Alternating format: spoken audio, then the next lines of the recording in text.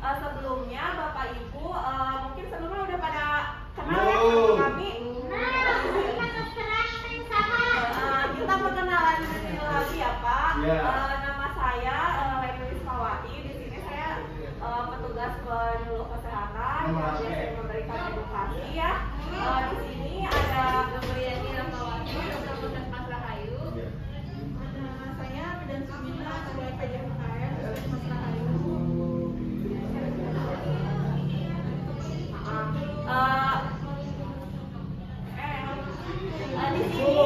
Di sini acara kita adalah pelatihan ya Pak, untuk kita pelatihan pengukuran faktor resiko PTM ya, karena kita akan menjalankan kembali, mengoperasikan kembali kegiatan prosedur PTM gitu ya. Makanya di sini kita akan memberikan sedikit pelatihan simulasi tentang bagaimana caranya pengukuran faktor resiko PTM ya di masyarakat.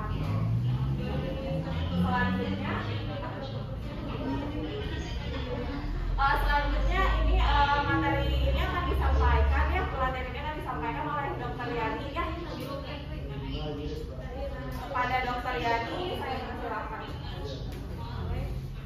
Assalamualaikum warahmatullahi wabarakatuh. Waalaikumsalam warahmatullahi wabarakatuh. Saya Dr. Yani ya, Ibu Bapak. Hari ini kita akan belajar cara mengukur faktor resiko penyakit lidah menular. Ada dua macam, nanti deteksi dini tentang obesitas, juga deteksi dini gangguan indera. Yang kita akan belajar sekarang adalah deteksi dini obesitas. Kita akan belajar mengukur tinggi badan, mengukur berat badan, dan mengukur lingkar perut. Jadi alat apa aja yang kita butuhkan nanti? Kita butuh timbangan, alat meteran, sama alat tinggi badannya. Nanti untuk tahapannya bagaimana kita akan belajar secara prakteknya ya Ibu Bapak. Ya.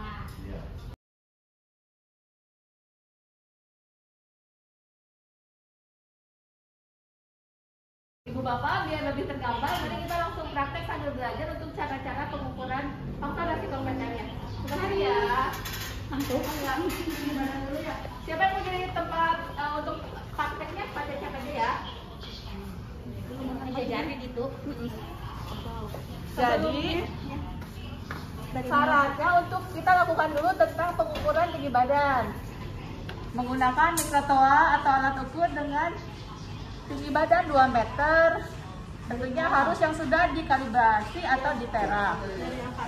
Mikrotoanya harus diletakkan di lantai yang rata, dinding yang tegak lurus.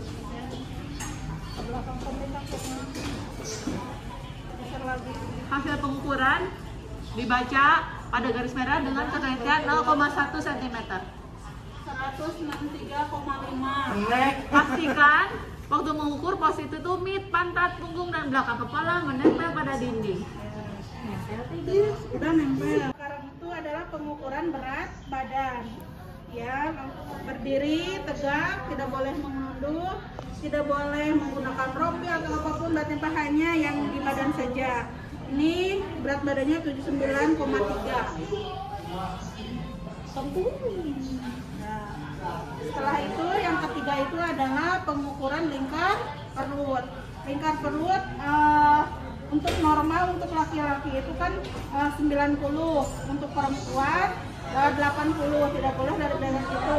Cara pengukurannya ini 1/3 dari ini ya, 1/3 dari pinggul diambil dari perut yang paling buncitnya ya, paling buncit. Kita lihat ada berapa.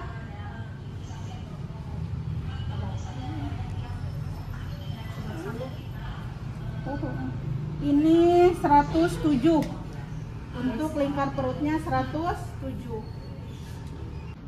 Yang sekarang itu adalah yang tadi kan udah mengukur tinggi badan, berat badan, sama lingkar perut. Yang sekarang kita menghitung IMT.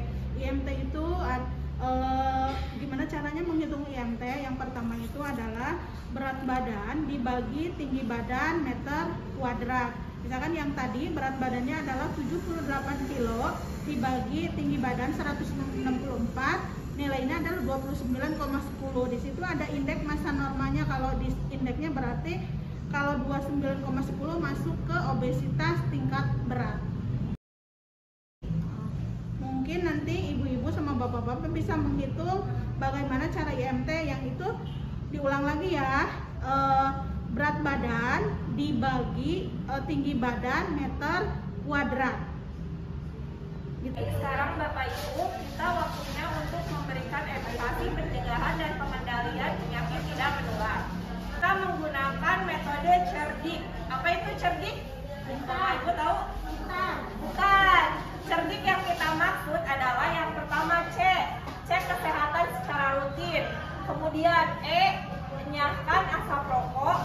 R, rajin aktivitas fisik.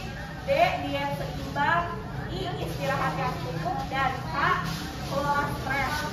Jadi untuk pengendalian faktor resiko PTM dengan perilaku cerdik dan patuh, itu adalah salah satu wujud kita untuk mengendalikan faktor resiko PTM. Yang pertama kita ada di cek kesehatan secara berkala. Nah, cek kesehatan secara berkala itu bisa dilakukan di 3 lini. Yang pertama itu secara mandiri, yang kedua melalui kegiatan UKBM, Posyandu, Posdindu.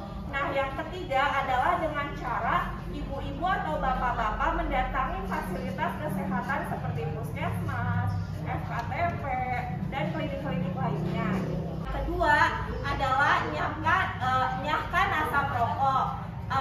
Apa sih yang membuat bapak, misalkan di sini ada bapak ya, apa yang membuat bapak sulit berhenti merokok? Ada Pak? Gak ada. Bapak sebelumnya merokok tidak? Nanti insya Allah kedepannya ada misalkan fasilitator buat pencegahan, fasilitator berhenti merokok gitu ya. Kemudian klien yang kita temui itu kita berikan edukasi tentang faktor resiko merokok. Pasien tersebut kita motivasi tuh untuk berhenti merokok. Terus kita arahkan dan tanyakan alasan kenapa klien atau misalkan pasien tersebut memang tidak bisa berhenti merokok. Setelah kita tanyakan alasannya, nanti bisa kita cari nih titik solusi dari permasalahannya itu, dan kita kasih solusinya dan berikut tindak lanjut yang akan kita terapkan ke pasien tersebut seperti apa. Kemudian selanjutnya setelahnya asap rokok yaitu aktivitas fisik gitu ya. Aktivitas fisik yang kita sebutkan dalam upaya pencegahan faktor resiko PTM ini adalah aktivitas fisik yang dilakukan oleh masing-masing individu minimal 30 menit setiap hari untuk menjaga kebugaran fisik kita, untuk melatih hidup kita agar lebih sehat. Terus selanjutnya adalah kelola stres. Jadi selain mengatur pola hidup, aktivitas fisik, menjaga diet seimbang makanan, kita juga harus mengelola stres agar badan kita, fisik kita menjadi lebih sehat, lebih baik gitu ya Bapak Ibu ya. Ibu Bapak, terima kasih atas perhatiannya. Mudah-mudahan yang kita pelajari sekarang bisa bermanfaat untuk kita dan masyarakat sekitar. Mudah-mudahan kita bisa mendeteksi ini pengukuran faktor resiko di masyarakat. Terima kasih. Assalamualaikum warahmatullahi wabarakatuh.